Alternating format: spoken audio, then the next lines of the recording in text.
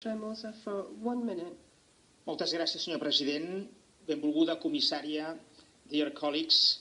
We need to increase the European presence in international markets to ensure that our return to growth is sustainable.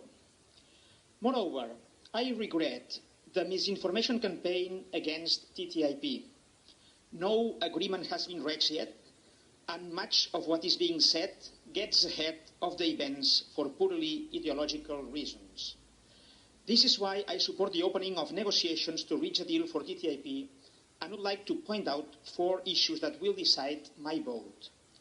First, consumer protection and European food safety standards are maintained, as you, Commissioner, said in your joint statement with Ambassador Froman, making clear that public services are excluded from TTIP.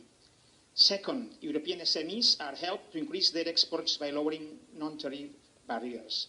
Third, American public procurement is open to European enterprises. And fourth, a reform ISDS that gives juridical safety to investments, based in the Malmström proposal for an international public court for investments, which is the right idea for me. So good luck with this Christmas tree. Thank you.